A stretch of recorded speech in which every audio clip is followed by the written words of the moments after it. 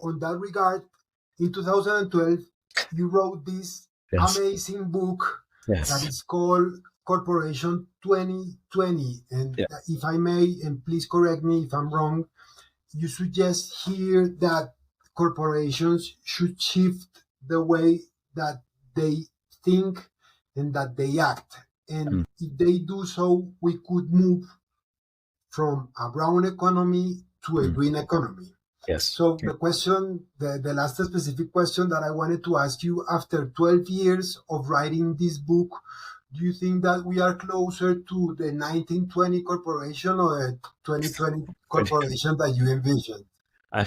I'm sorry to disappoint you and your user and your viewers, but I'm afraid the answer is the former. We are still more like Corporation 1920. But maybe, Juan Pablo, we need to explain to the viewers why I said Corporation 1920. Please. So in 1919, Henry Ford was taken to court by two of his shareholders, the Dodge brothers, the people who make the Dodge motor cars. The Dodge brothers were investors in Ford Motor Company, and they took Henry Ford to court because he would never pay them any dividends, never. And they said, this is wrong. We have invested in you. And he said, no, I need to make the Ford Model T cheap enough for every American citizen to buy. Every American farmer should be able to use the ethanol that he grows from his sugarcane and fuel his Ford Model T and buy and drive the Model T. So he was just investing in his plants and investing every penny of profit that he made, reinvesting it, and not caring for his shareholders because he was the main shareholder anyways.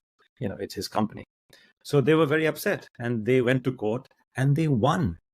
And they won actually on the issue of minority rights. And, a majority shareholder cannot mistreat the minority by not giving any dividends for years and years, even though he's making a profit.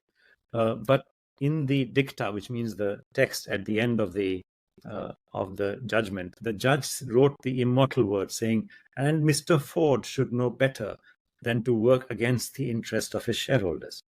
Suddenly that became the mantra. That became, the company's purpose is the shareholders and the profit of the shareholders. The court has ruled this. Now we know what the company is for. It is to make profits for shareholders. That became Corporation 1920. The whole world then evolved. And then along came 50 years later, Milton Friedman, who said, the externalities doesn't matter. That's the government's problem. The company's purpose is profit. He wrote an article in the New York Times, and it was, again, very popular and famous. So all of these forces in 1919, that is 1920 roughly. By the way, that was a court case in the Michigan Supreme Court where Henry Ford lost and the Dodge brothers won.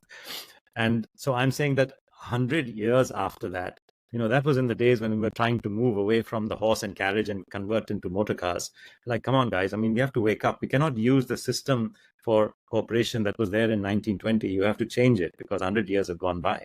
And therefore, you need a new system. And that's what I'm trying to describe.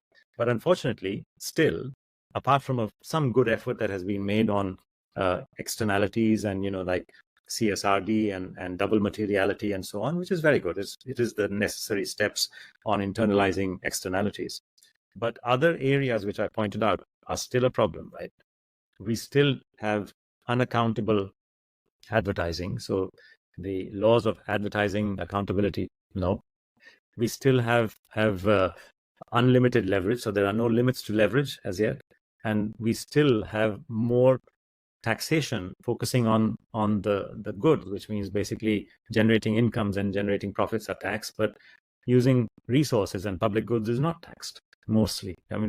Royalties are tiny compared to the total amount of income tax and corporation tax. So we are still doing three things completely wrong, in my opinion.